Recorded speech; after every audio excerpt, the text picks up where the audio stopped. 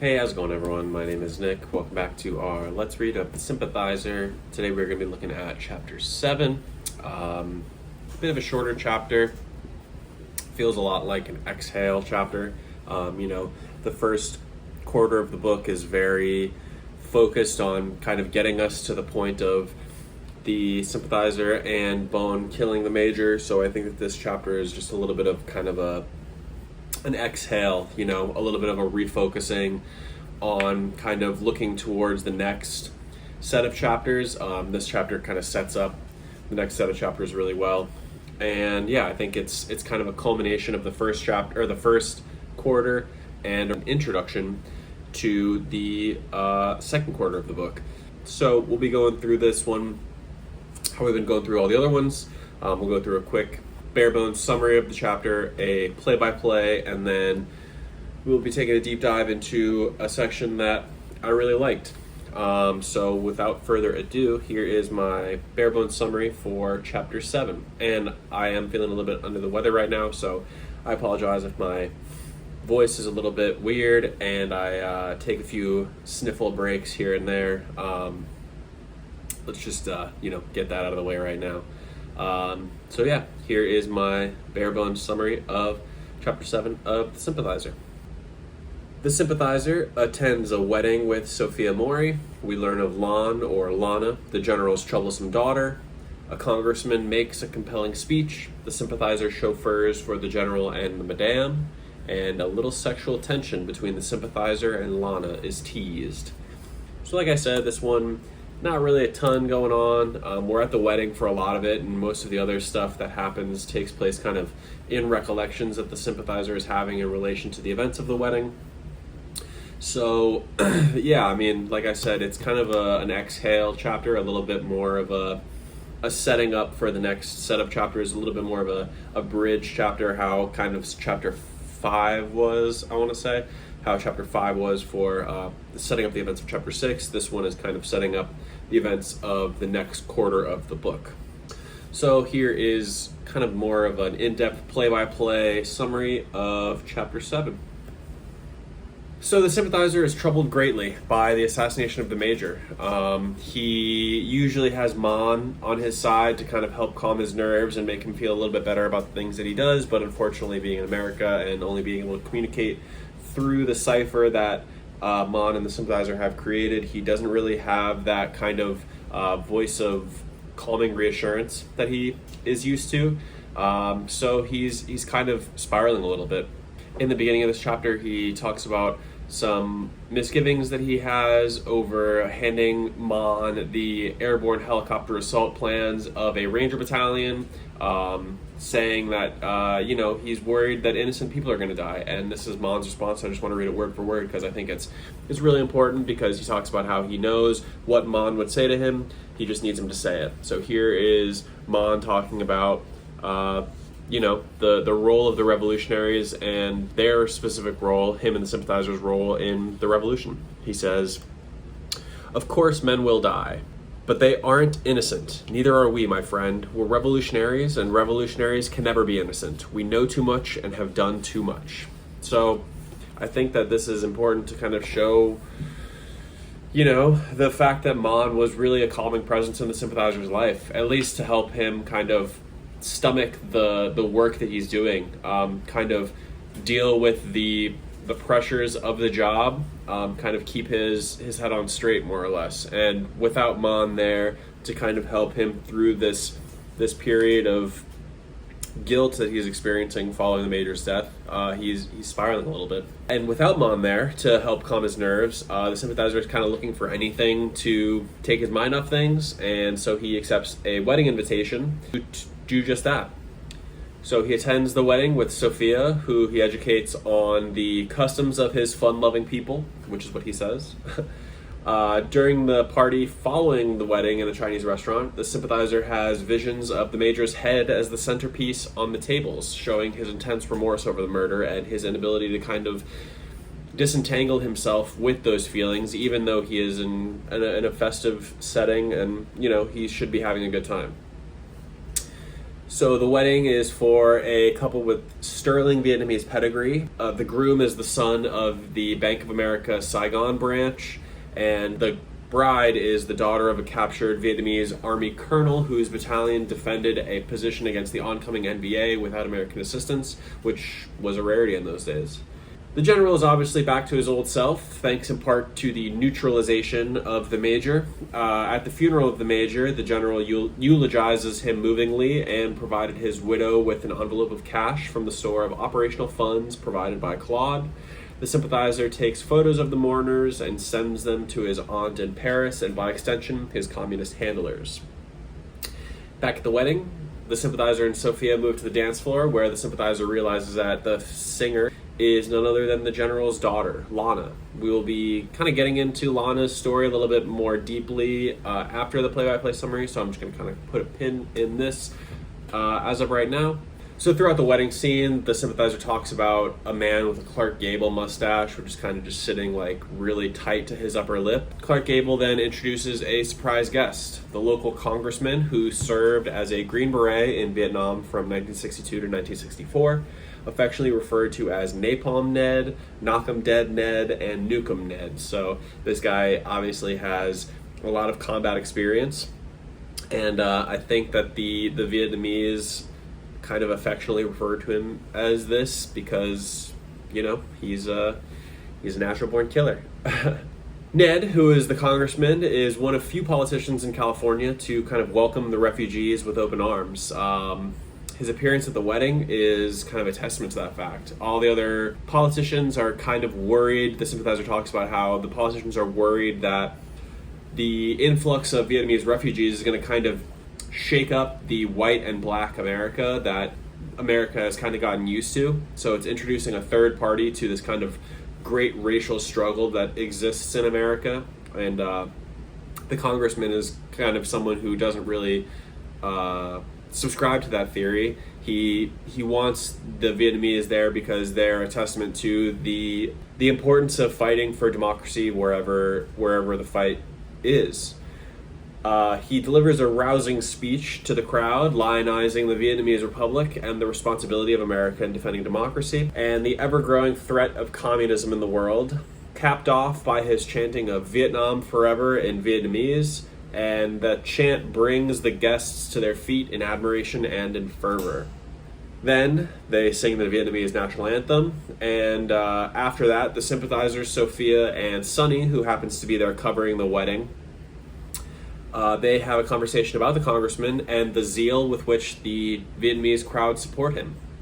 Sophia comments on the ease with which white people gain popularity and approval in the eyes of Asians just by learning a few words in an Asian language, but the fact that the credit does not really extend in the opposite direction. Even if a Asian person is speaking English fluently, if they have any mix-ups, then they'll be categorized as less than fluent, and they'll be looked down upon in the eyes of typical white America. Sonny gathers a few quotes from the two for his newspaper, and the sympathizer comments on the fact that Sonny really hasn't changed much in the time since the two had met in college. He's just better at kind of disguising his sensibilities and, playing to the crowd that he's dealing with a little bit more. Then the sympathizer recounts an occasion of chauffeuring for the general and the madame, in which they have dinner with the congressman and his wife at the congressman's Huntington Beach home.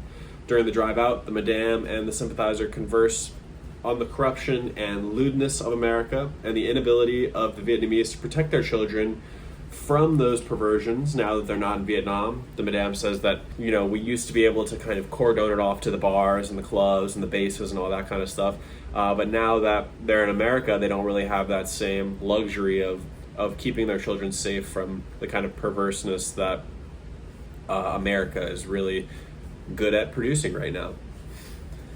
The conversation then shifts to Lana and her singing at the wedding, to which the sympathizer deploys another double truth. The first one in this chapter that he offers is to Sonny when he says that the congressman is the best thing that could have happened for the Vietnamese people.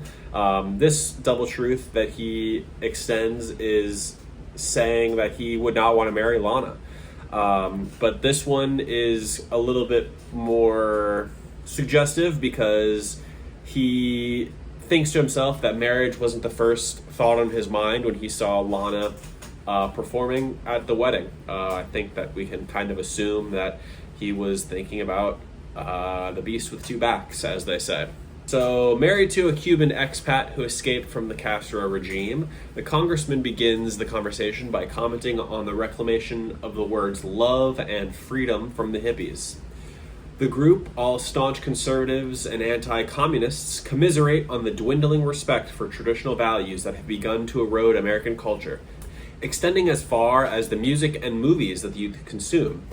The congressman actually talks about how he's part of a coalition designing legislation to kind of curb the lewdness and the perversity of modern movies and music. And so he deals with a lot of Hollywood insiders. And from this segue, the congressman brings up one of these insiders that's actually making a movie about the Vietnam War titled The Hamlet. He asked the general if he would offer some insight into the story and kind of provide notes on the authenticity of the script, some historical accuracy stuff, to which the general actually employs the sympathizer, saying, you know, this guy actually lived in a village kind of similar to the one that you're describing. Have him look at the script. He might have some information that I don't. So the congressman agrees to forward the information to the sympathizer for review. The final episode in this chapter is back at the wedding, where the sympathizer chats briefly with Lana in the atrium of the Chinese restaurant that the wedding reception is taking place. The sexual tension is really, really palpable in this scene. Obviously, there's kind of a playful spark between these two. The sympathizer then comments on the fact that Lana is not the girl he remembered, but she is now the woman that he dreamed she would someday become. This kind of surprises Lana. She's a little bit taken aback by the comment, saying that she's surprised at his direct approach. You know, this isn't the kind of guy that she thought that he was or remembered him being.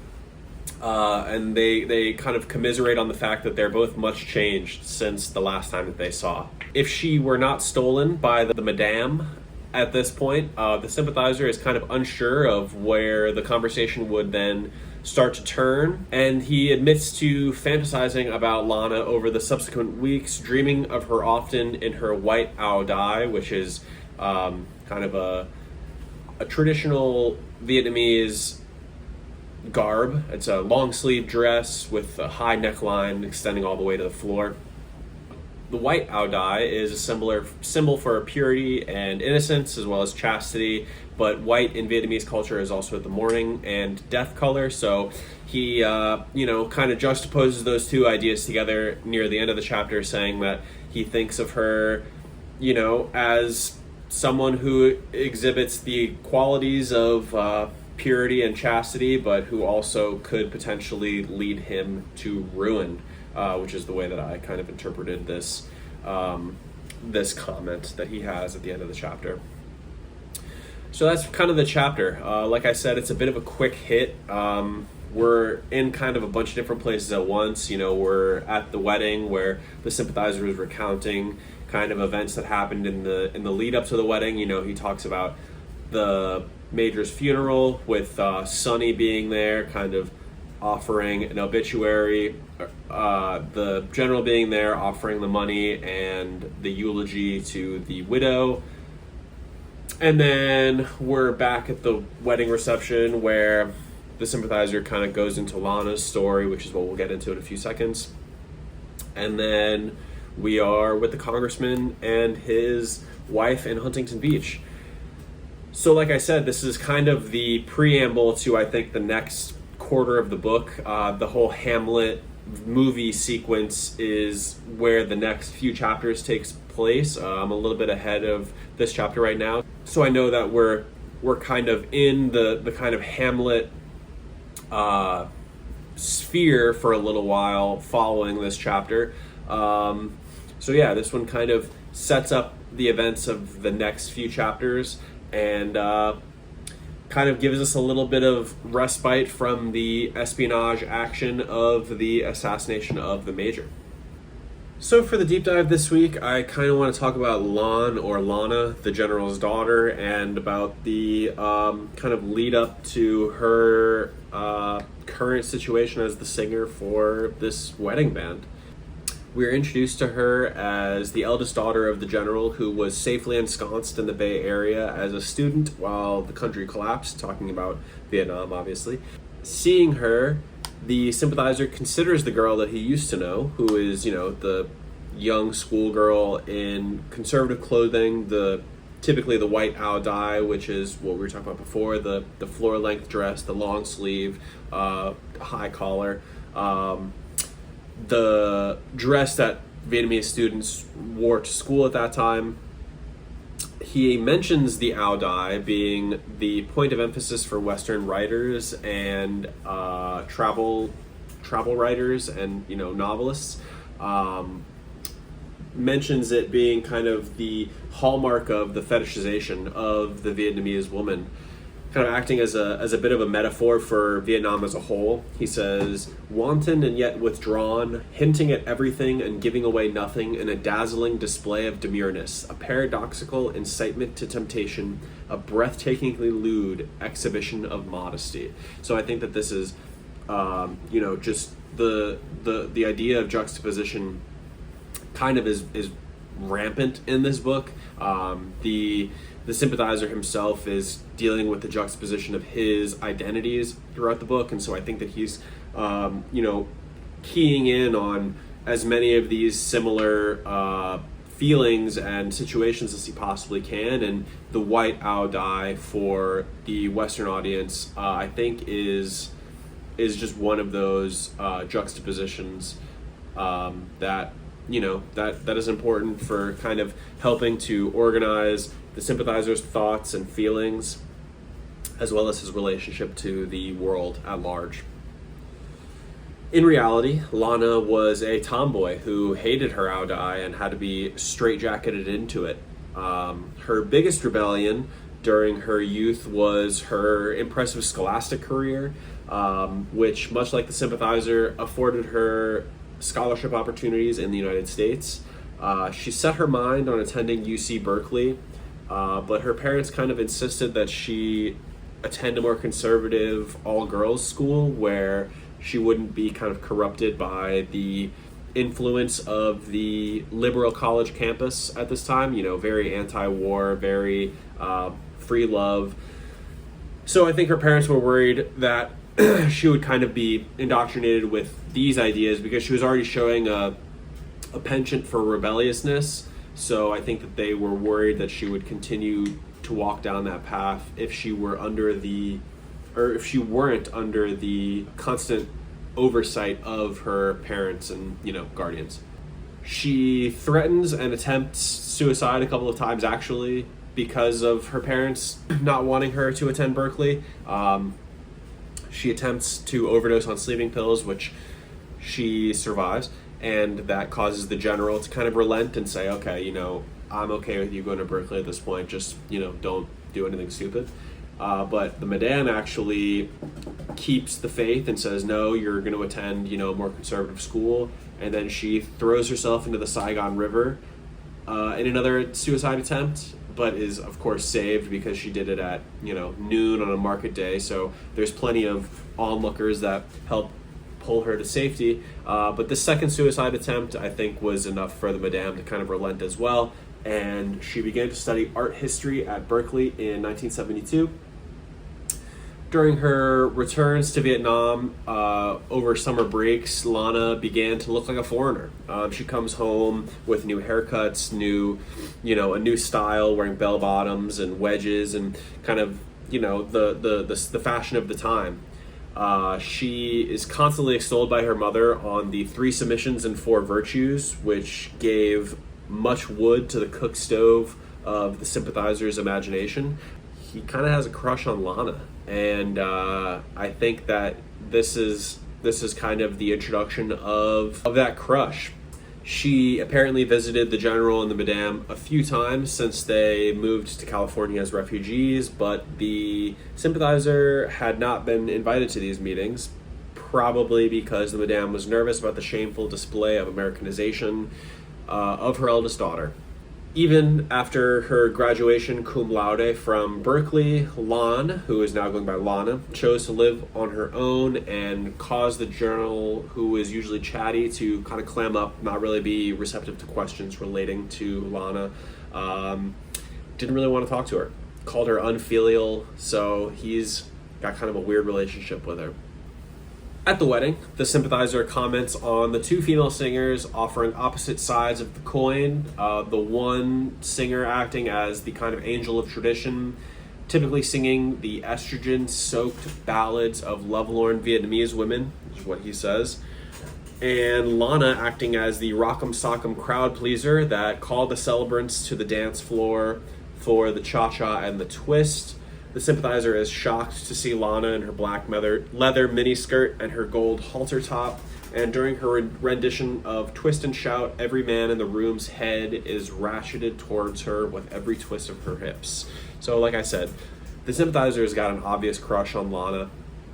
And the wedding scene, I think, is important to kind of bring her back into his point of view, his perspective, and kind of offer a new problem for him to deal with. We don't get a ton of Lana and the sympathizer in this chapter, but I think that it's massively important that we're getting the seeds sown now. Like I said, the next few chapters kind of take place in the Hamlet during the filming of the movie. But it's important, I think, that the seeds are kind of sown now. He talks about how he fantasizes about her over the next few weeks in her white owl dye, during his dreams. He dreams about her all the time. So I think it's important that the seeds of his infatuation are kind of sown now at the wedding. Lana is massively westernized. I think it provides a really interesting foil for the sympathizer as well. The sympathizer is really westernized too, American college, the fact that he is living in America once again. The fact that over the phone people mistake him for being an American all the time. That kind of thing, I think, is really important to kind of showing the sympathizer as an Americanized Vietnamese person as well. But Lana, I think, is even more so Americanized than the sympathizer, so she's probably going to kind of draw him further down that path of Americanization and kind of the forsaking of his more traditional Vietnamese upbringing. He is also still held back by his commitment to the Communist Party. He's still spying, he's still talking to Mon, he's still getting photos of the Major's funeral to the communist handlers. So, I think that Lana can potentially be another reason why he maybe leaves that life and starts to try and blaze his own trail. Like I said, there's not really a ton between them in this chapter, but the two obviously have chemistry, and the sympathizer is obviously feeling remorseful about the things that he's done, and I think that anything that would kind of cause him to feel positive emotions is going to be something that he kind of holds on to. And Lana could be that. So I think that kind of planting the seeds now, and over the next few chapters we'll see how they grow. This chapter introduces us to, I believe, an incredibly important character, and like I said, we'll just have to see where things take us. So that's chapter 7. Not really a ton to talk about this week. There's not really a lot of meaty, deep, stuff that we can really sink our teeth into. It's more of a kind of bridge chapter between the events of the first quarter of the book and the second quarter of the book. Like I said, I'm a little bit ahead, so I know that the next few chapters are relating to the Hamlet, the movie.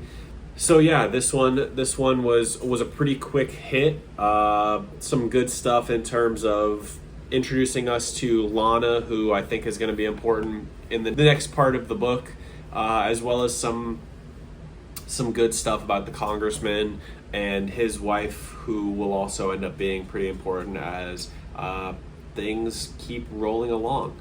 So yeah, I think that that's going to be it for this one. Let me know if you've got any comments or suggestions. Let me know what you thought about this chapter. I think I'm going to try and make a playlist that has all of the videos together. I'm not really great at this, obviously, as you could probably tell by the quality of my work so far.